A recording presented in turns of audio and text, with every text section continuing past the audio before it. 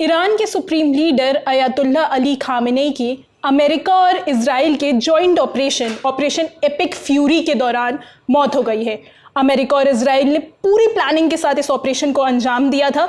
Khamenei के जो leadership house है तेहरान, उसके ऊपर 30 बम गिराए गए थे, जिसके बाद ईरान के स्टेट मीडिया ने खामेनेई की मौत की पुष्टि की है।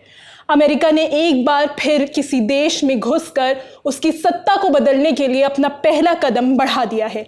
लेकिन इस तरीके का माहौल हम लगातार देखते आ रहे हैं। यही इराक में भी देखने को मिला था, अफगानिस्तान में देखने को मिला था और अभी इसी साल जनवरी में वेनेजुएला में देखने को मिला था। लेकिन सत्ता में बदलाव के बाद किसी देश के सुप्रीम लीडर या प्रेसिडेंट या जो हाईएस्ट अथॉरिटी लीडर है, उसको हटाने के बाद अक्सर अमेरिका अपना नेक्स्ट कदम, अपना अगला स्टेप डिसाइड करने में कमज़ोर पड़ जाता है। तो इस बार अमेरिका की क्या अप्रोच रहेगी, क्या कुछ आगे की उसकी रणनीति रहेगी, ये समझाने के लिए हमारे साथ मौजूद है जिंदर ग्लोबल यूनिवर्सिटी के प्रोफेसर मोहसिन रज़ा खान। नमस्ते सर, स्वागत है आपका।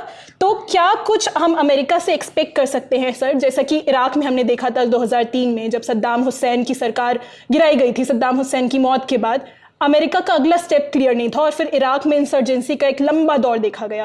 अफगानिस्तान में भी जब अमेरिका इस तरह से घुसा है, आगे की स्ट्रैटेजी उसकी कभी क्लियर नहीं रहती है। वेनेजुएला में भी हमने देखा कि निकोलस मादुरो को उसने अगवा कर लिया, लेकिन उसके बाद उसे क्या करना है, उसे किसको लेकर आना है, ये उसकी स्ट्रैटेजी क्लियर नहीं थी। वाइस प्रेसिडेंट जो बनी है डेल्सी रोड्रिगो, उनके साथ उनकी प्लानिंग क्लियर नहीं थी। तो ऐसे में हम ईरान में क्या एक्सपेक्ट कर सकते हैं, क्या होगा? नहीं, मैं आपको थोड़ा करेक्ट करूंगा। वेनेजुएला में उनकी स्ट्रैटेजी थी, वो डेल्सी रोड्रिगेज के साथ बहुत दिनों से कांटेक्ट में थे, कई हफ्तों से, शायद कई महीनों से। ईरान में उसके कंपैरिजन में कोई स्ट्रैटेजी नहीं है उसके कंपैरिजन में। इसलिए नहीं कह रहा कि हमें पता नहीं है, पर इसलिए कह रहा हूँ क्योंकि कोई इंडिकेशन नहीं है। ईरान के अंदर कोई डोमेस्टिक ऑपोजिशन ऑर्गेनाइज्ड वे में नहीं है जी। ईरान के बाहर भी जो ईरानी डायस्पोरा है वो भी डिवाइडेड है। उसमें से एक तबका जो है वो रज़ा शाह पहलवी के साथ है, उनके बेटे के साथ। तो ईरान के अंदर जब प्रोटेस्ट हुए थे तो इनका नाम लिया गया कुछ जगहों पे, पर उसका मतलब ये नहीं कि वो चाहते थे इनकी वापसी, बल्कि उनको एक सिंबल की तरह, जिसे सिग्निफायर जिसे कहते हैं, उसकी तरह, क्योंकि कोई चेहरा होना ज़रूरी है। क्योंकि जब खोमेनी ने 79 में रेवोल्यूशन करवाई थी, मतलब खोमेनी एक तरह के सिंबल थे। असल में रेवोल्यूशन तो बहुत लोगों ने, क्लेरिक्स ने, यानी कि इमामों ने और कुछ ऑपोजिशन के लीडरों ने मिलके की थी। उनको एक सिंबल की तरह इस्तेमाल किया गया और वो इसीलिए लोग असल में समझ नहीं पाए कि खोमेनी अंदर से हैं क्या, क्योंकि हर आदमी अपनी उम्मीदें उनके ऊपर लगा रहा था जी सर, जो भी, और वो उसको डालने दे रहे थे अपनी उम्मीदें, वो खुल के साफ नहीं कर रहे थे। जब पावर उन्होंने तख्ता छीन लिया तो फिर उन्होंने अपना जो विज़न है उसको इम्प्लीमेंट किया। अक्सर यही होता है। इसी तरह से अफ़गानिस्तान में जो तालिबान के लीडर हैं, उन्होंने भी अपना विज़न आने के बाद ही क्लियर किया। मैं बात कर रहा हूँ हैबतुल्लाह अख़ुंज़ादा की। जी बिल्कुल सर। तो जैसे आपने बताया कि खुमैनी जब आए थे तो उस वक्त बहुत बड़े स्तर पर एक ऑपरेशन हुआ था और उसके बाद खुमैनी एक चेहरा, जब ऑपरेशन चल ही रहा था इस्लामिक रिवॉल्यूशन 1979 में, तो खुमैनी एक चेहरा बन गए थे उस ऑपरेशन का। लेकिन अमेरिका की जैसी जब अप्रोच रही है हमेशा से, वो किसी एक लीडर को बहुत कम ही ऐसे फेवर करके चलता है, एटलीस्ट ऑपरेशन के वक्त नहीं। और जैसे शाह रज़ा पहलवी का आपने बताया, जो पिछले शाह के बेटे हैं इस बार, तो उनका भी नाम लगातार सामने आ रहा है। ईरान में भी जब प्रोटेस्ट हुए थे दिसंबर में, जब आर्थिक तंगी के खिलाफ प्रोटेस्ट हो रहे थे, तो इस तरीके के नारे भी लग रहे थे कि शाह की वापसी हो, लगातार ईरान में कहा जा रहा था। लेकिन तब भी ट्रंप ने एक बहुत ही ज़्यादा इंपॉर्टेंट स्टेटमेंट दिया था। उन्होंने कहा था कि शाह के पास इतना सपोर्ट नहीं है ईरान में कि वो वहाँ पे जाकर सरकार बना सके। आज जब खामेनेई के खिलाफ ये ऑपरेशन पूरा हुआ है, तब भी हमने सुबह देखा कि शाह रज़ा पहलवी का स्टेटमेंट आया, उन्होंने इस पूरे ऑपरेशन का स्वागत किया है, इसकी तारीफ की है। तो ऐसे में हम क्या उम्मीद कर सकते हैं कि शाह की वापसी के क्या कुछ चांसेस हैं? अभी तो मुश्किल ही लग रहा है। जब इराक पे भी हमला हुआ था 2003 में, तो अलग अलग नाम आगे किए गए थे, पर उनमें से कोई भी नाम कामयाब नहीं हो पाया। एंड में इलेक्शन हुआ और फिर जो लोग आए, आपने देखा नूरी अल मालिकी और ये सब। तो यहाँ पे भी अभी आप कह नहीं सकते कि कौन आएगा, ये भी नहीं कह सकते कि तख्ता पलट ही होगा, क्योंकि 1.5 लाख के करीब IRGC और लाखों बसीज मिलिशिया और तमाम रजीम के सपोर्टर, 20-25% पॉपुलेशन तो आज भी सपोर्ट कर रही है और उनके पास हथियार है। रजीम के सपोर्टर्स के पास, ऑपोजिशन के पास हथियार नहीं है। तो जैसे कहते हैं ना, God is always with the stronger army. तो ताकत लग नहीं रही है कि ऑपोजिशन इतनी आसानी से तख्ता पलट कर पाएगी। ट्रंप को भी अंदाज़ा नहीं है, मुझे लगता है वो उम्मीद कर रहे हैं कि कुछ हो जाएगा अगर उनको ये भी कन्विंस किया गया नेतन्याहू की तरफ से कि तुम फिक्र मत करो, या हम कमज़ोर कर देंगे तो तख्ता पलट हो जाएगा। नेतन्याहू और ट्रंप दोनों मेरे ख्याल से कंट्रोल में नहीं है सिचुएशन के इस वक्त, और इस वक्त इसीलिए वो मुझे लग रहा है इफेक्टिव कमान जो है ईरान में वो अली लारजानी के अंडर है, और वो लोग अली लारजानी को ढूंढ रहे होंगे मारने के लिए।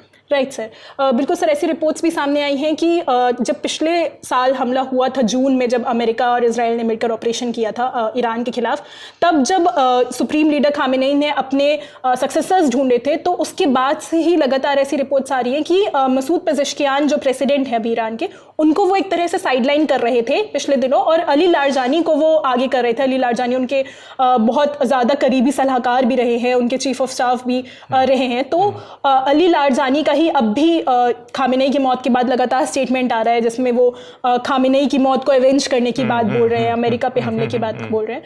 तो क्या हम ये उम्मीद कर सकते हैं कि अगर अब जो ईरान की अगली सत्ता होगी, चाहे वो खामेनेई के ही कोई सक्सेसर हो या अगर कोई रजीम चेंज होता है, कुछ भी होता है, तो क्या हम उम्मीद कर सकते हैं कि वो अमेरिका के साथ एक तालमेल बना के काम करने की कोशिश करेंगे, या जो अभी न्यूक्लियर टॉक्स चल रही थी उनको कंटिन्यू करने की कोशिश करेंगे? क्योंकि हमने वेनेजुएला में भी कुछ वैसा ही सिनेरियो देखा कि जब मादुरो को हटाया गया, मादुरो को अगवा किया गया, तो डेल्सी रॉड्रिगेज है उन्हीं की जो पूरी बैठाई हुई सत्ता है उसी का एक सदस्य, काफी अहम चेहरा है वो, उनका काफी बड़ी सपोर्टर है वो खुद। लेकिन जब से डेल्सी रॉड्रिगेज आई हैं, उन्होंने लगातार एक ट्रम्प के साथ कॉन्टैक्ट की अप्रोच रखी है, अमेरिका के साथ एक उन्होंने कॉन्टैक्ट बना के रखा है, जो रियायतें वो एक्सपेक्ट कर रहे थे कुछ कुछ वो दे रही हैं। तो क्या हम उम्मीद कर सकते हैं कि अगर खामेनेई की ही रजीम में से कोई अली लारजानी या कोई और चेहरा, जैसे अभी उनके बेटे का भी नाम सामने आ रहा है मुस्तबा का, तो वो भी मुस्तबा या अली लारजानी कोई भी आते हैं, तो वो ट्रम्प के साथ या इजराइल के साथ किसी तरीके का कुछ तालमेल बनाएंगे? देखिए, अभी दो प्रॉब्लम्स हैं। एक तो लोग बार बार कह रहे हैं तख्ता पलट इतना आसान नहीं है, क्योंकि रजीम की काफ़ी स्ट्रेंथ है, डेप्थ है, और डेप्थ सिर्फ ये नहीं है कि पॉपुलेशन में और फौज में, आर्मी में, पर लीडरशिप में भी जुडिशरी है, लेजिस्लेचर है, उसके अलावा कई सारे गवर्निंग काउंसिल्स हैं, गार्डियन काउंसिल है, काउंसिल ऑफ एक्सपर्ट्स है, तो बहुत सारे रजीम काफ़ी इंस्टीट्यूशनलाइज्ड है, यानी डेप्थ है उसमें। तो इतनी आसानी से खामेनेई की बातों को उलट के अमेरिका से नेगोशिएशन शुरू करना मुश्किल लग रहा है मुझे लग रहा है कि कुछ इंस्टीट्यूशनल कंटिन्यूटी रहेगी। लारजानी भी यही दिखा रहे हैं कि कुछ इंस्टीट्यूशनल कंटिन्यूटी रहेगी, तो पर ताकत भी बोलती है, और ताकत के सामने एडजस्टमेंट ज़रूरी भी है। तो मुझे लग रहा है कुछ बीच में होगा, यानी कि कुछ तो ईरानी एडजस्ट भी करेंगे नई सिचुएशन को अगर सरवाइव करना है, और हो सकता है पावर IRGC के हाथ में ज़्यादा आ जाए। राइट। हो सकता है कि नहीं, इंस्टीट्यूशनल मैकेनिज्म रहें और कोई रिलीजियस लीडर ही फिर सुप्रीम लीडर बने, जो खामेनेई चाहते थे।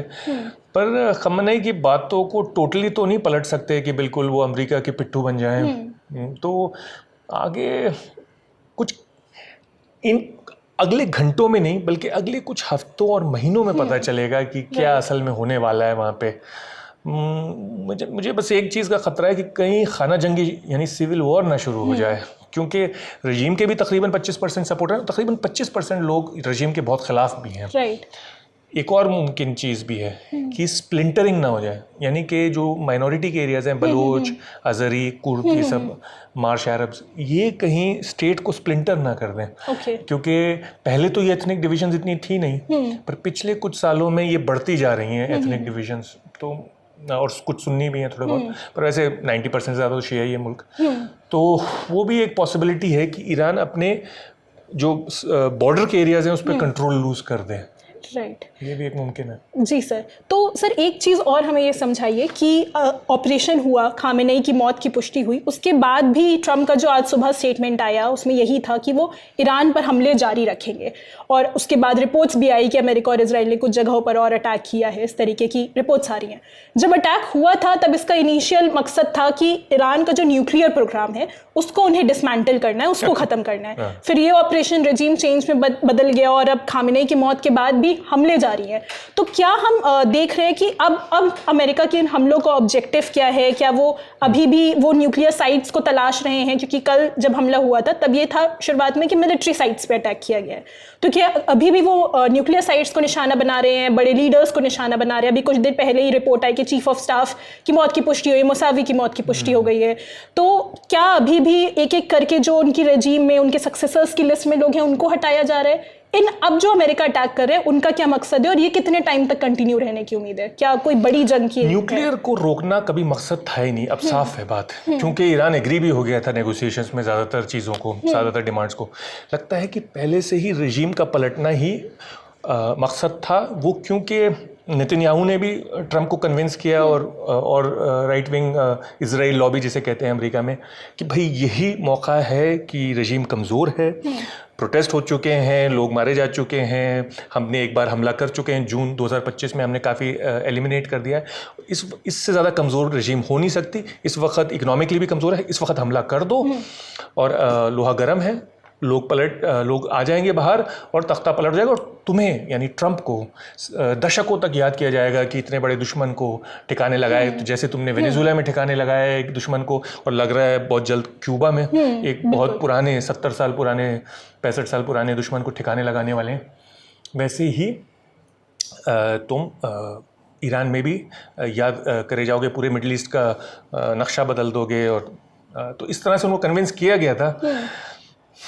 ट्रंप भी एक जल्दी विक्ट्री चाह रहे हैं क्योंकि ये इलेक्शन का ईयर है, नवंबर में इलेक्शन होने वाला है। वो नहीं चाहते कि कोई लंबा ऑपरेशन हो। मुझे नहीं लगता कि 1-2 हफ्ते से ज़्यादा ट्रंप सस्टेन कर पाएंगे पॉलिटिकली, क्योंकि उनका खुद का बेस इसके खिलाफ है, मागा बेस ही इसके खिलाफ है। तो देखना होगा कि क्या होता है, पर अभी थोड़ा अर्ली है ये कहना कि क्या अल्टीमेट अंजाम होने वाला है और कौन आने वाला है। बस ये है कि कहीं ऐसा नहीं हो कि जैसे इराक और लीबिया में हुआ और सीरिया में कि खाना जंगी शुरू हो गई। बिल्कुल। तो जैसा कि आपने कहा सर कि अमेरिका में खुद भी जो ट्रंप के सपोर्टर्स हैं, उनका जो मागा बेस है वो इसके खिलाफ रहा है, पहले भी जब अमेरिका ने इस तरीके के हमले किए हैं या बयान दिए हैं। दूसरी तरफ अमेरिका की खुद की पॉलिटिक्स में डेमोक्रेटिक लीडर्स या उनके जो सीनेट में जैसा कि डिवाइड है रिपब्लिक और डेमोक्रेटिक लीडर्स में सीट्स का, उसके बाद ट्रंप पर डेफिनेटली एक प्रेशर बिल्डअप होने वाला है, हम उम्मीद कर सकते हैं इन अटैक्स को लेकर। आगे क्या कुछ रहेगा, ट्रंप की तरफ से क्या आता है, अमेरिका की तरफ से क्या एक्शन लिए जाते हैं, इसकी जानकारी भी हम आप तक पहुंचाते रहेंगे। थैंक यू सर, हमें अच्छे से ब्रीफ करने के लिए। बने रहिए द ललन टॉक के साथ।